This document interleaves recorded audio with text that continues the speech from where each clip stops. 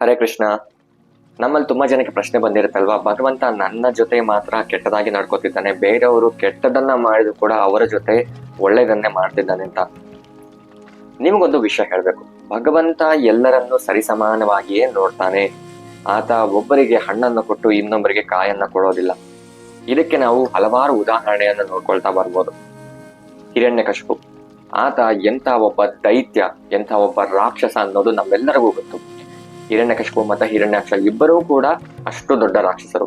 ಆದ್ರೆ ಅವರಿಬ್ಬರಿಗೂ ಕೂಡ ಭಗವಂತ ಮುಕ್ತಿ ಅನ್ನೋದನ್ನ ಕೊಟ್ಟ.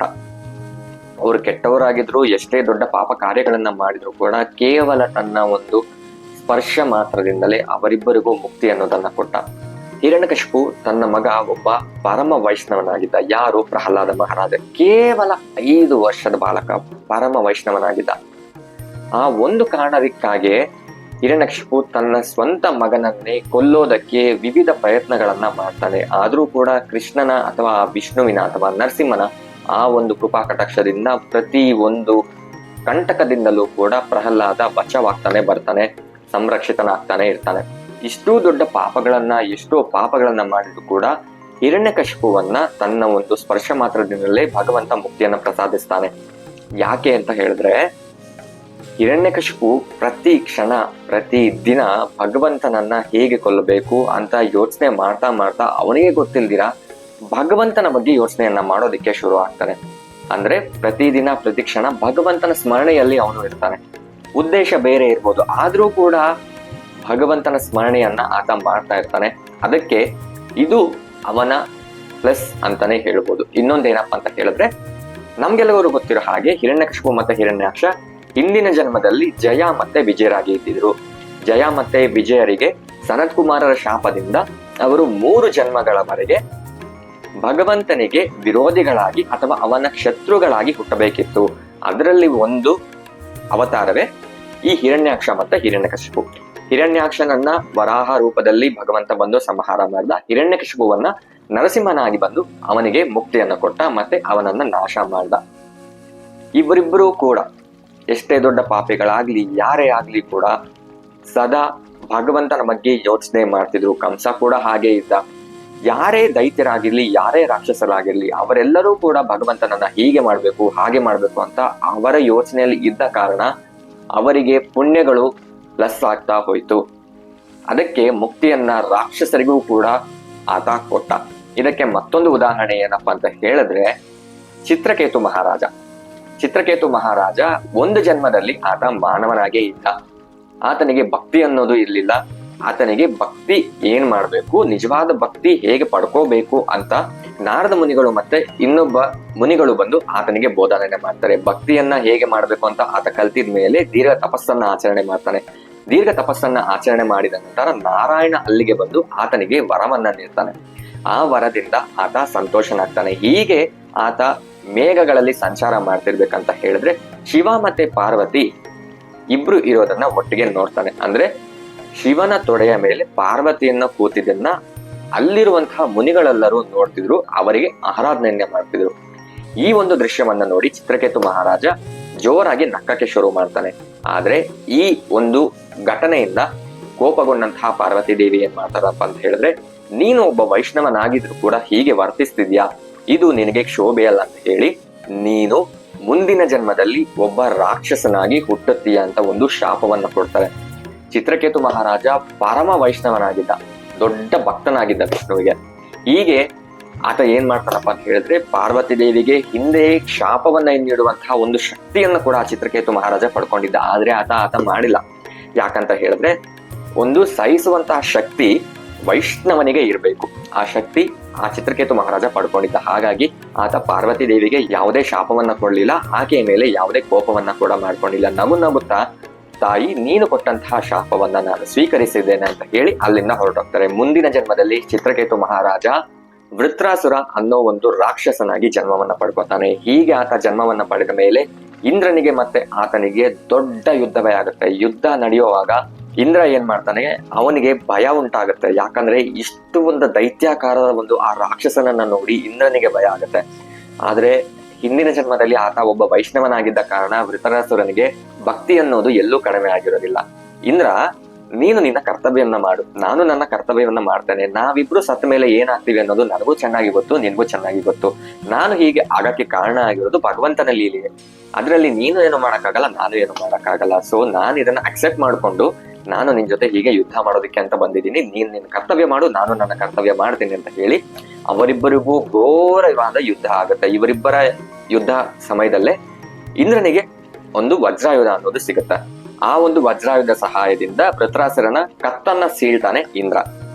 ಹಾಗೆ ಮಾಡಿದ ನಂತರ ವೃತ್ರಾಸುರ ಮೋಕ್ಷ ಪಡ್ಕೊಳ್ತಾನೆ, ಅಂದ್ರೆ ಮುಕ್ತಿಯನ್ನ ಪಡ್ಕೊಳ್ತಾನೆ. ಇದೇ ಒಬ್ಬ ಭಕ್ತನಾಗಿದ್ರು ಕೂಡ ಅಥವಾ ಒಬ್ಬ ರಾಕ್ಷಸನಾಗಿದ್ರು ಕೂಡ ಯಾವುದೇ ಡಿಫ್ರೆನ್ಶಿಯೇಟ್ ಇಲ್ಲದೆ, ಯಾವುದೇ ವ್ಯತ್ಯಾಸ ಇಲ್ಲದೆ ಭಗವಂತ ಎಲ್ಲರಿಗೂ ಕೂಡ ಒಂದೇ ರೀತಿಯಾದ ವರಗಳನ್ನ ನೀಡ್ತಾನೆ ಅಥವಾ ಮುಕ್ತಿಯನ್ನ ನೀಡ್ತಾನೆ. ಎಲ್ಲರನ್ನೂ ಒಂದೇ ರೀತಿಯಾಗಿ ನೋಡ್ತಾನೆ. ನಮಗೆ ಗೊತ್ತಿಲ್ಲ, ನಮ್ಮ ಎದುರುಗಡೆ ಇರೋರು ಚೆನ್ನಾಗಿ ನಮ್ಮ ಮುಂದೆ ಕಾಣಿಸ್ಬೋದು, ಆದ್ರೆ ಅವರ ಒಳಗೆ ಎಷ್ಟು ಕಷ್ಟವನ್ನ ಅವರು ಅನುಭವಿಸಿದ್ದಾರೆ ಅಂತ ಅವರು ನಮ್ಮ ಜೊತೆಗೆ ಹೇಳ್ಕೊಳ್ದೆ ಇರ್ಬೋದು. ಆದ್ರೂ ಕೂಡ ಅವರಿಗೂ ಕೂಡ ಕಷ್ಟಗಳು ಅನ್ನೋದು ಇರುತ್ತೆ.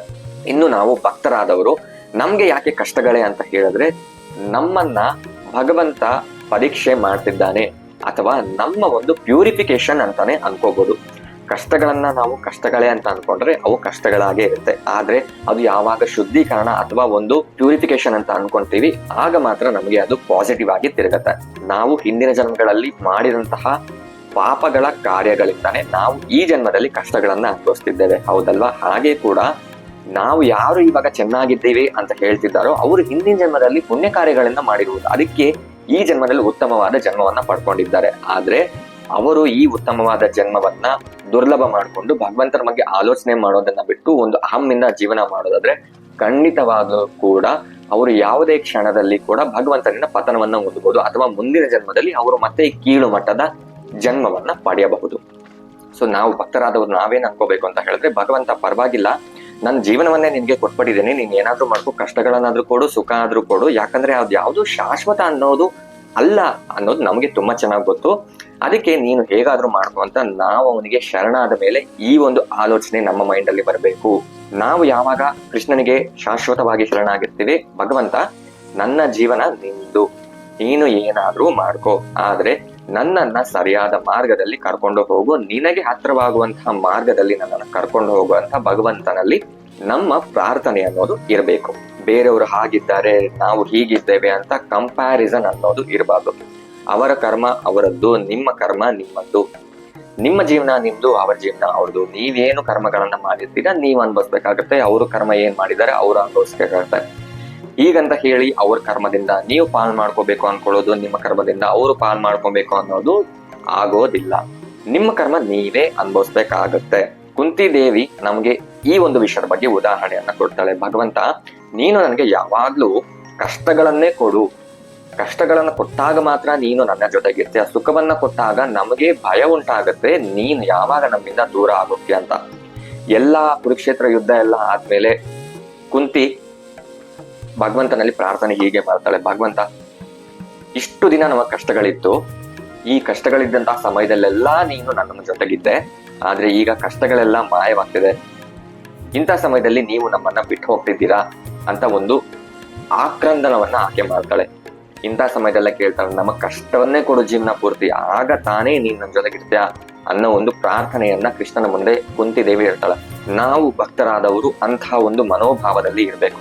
ಕಷ್ಟಗಳು ಬಂದ್ರೂ ಕೂಡ, ಸುಖ ಬಂದ್ರೂ ಕೂಡ ನಾವು ಸದಾ ಹರಿಯ ಸೇವೆಯಲ್ಲೇ ಇರಬೇಕು, ಹರಿನಾಮ ಸ್ಮರಣೆಯಲ್ಲೇ ಇರಬೇಕು.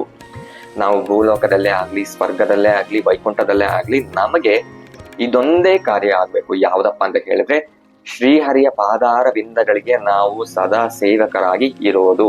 ಈ ಒಂದು ಸೇವೆ ಇದ್ದಾಗ ಮಾತ್ರ ನಾವು ತಟಸ್ಥ ಜ್ಞಾನದಲ್ಲಿ ಇರ್ತೀವಿ. ನಾವು ಶ್ರೀಹರಿಯ ಶಾಶ್ವತವಾದ ಸೇವಕರು. ನಾವೆಲ್ಲರೂ ಕೂಡ ಜನ್ಮ ಜನ್ಮಾಂತರಗಳಿಂದ ಶ್ರೀಹರಿಯ ಸೇವಕರು. ಅದೇ ನಮ್ಮ ಶಾಶ್ವತವಾದ ಆತ್ಮದ ಸ್ವರೂಪ.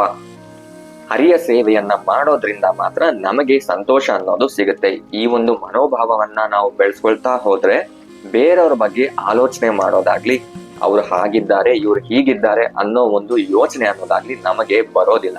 ಇಷ್ಟೆಲ್ಲ ಹೇಳಿದ್ರು ಕೂಡ ನಮಗೆ ಕೆಲವೊಮ್ಮೆ ಹಾಗೆ ಅನ್ಸುತ್ತೆ. ಆದ್ರೆ ಇದನ್ನ ನಾವು ಯಾವಾಗ ರೂಢಿಯನ್ನ ಮಾಡ್ಕೊಳ್ತಾ ಹೋಗ್ತೀವಿ ಮತ್ತೆ ಸತ್ಸಂಗದಲ್ಲೇ ಇರ್ತೀವಿ, ಇವೆಲ್ಲವೂ ಕೂಡ ಹಂತ ಹಂತವಾಗಿ ಕಡಿಮೆ ಆಗ್ತಾ ಬರುತ್ತೆ. ಸೊ ಈ ವಿಡಿಯೋವನ್ನೆಲ್ಲ ನೋಡಿದ ಮೇಲಾದ್ರೂ ನಿಮಗೆ ಬೇರೆಯವರಿಂದ ನೀವು ಡಿಫ್ರೆನ್ಶಿಯೇಟ್ ಯಾಕೆ ಮಾಡ್ಕೋಬಾರ್ದು ಅನ್ನೋದು ನಿಮಗೆ ಗೊತ್ತಾಗ್ಲಿ. ಹರೇ ಕೃಷ್ಣ.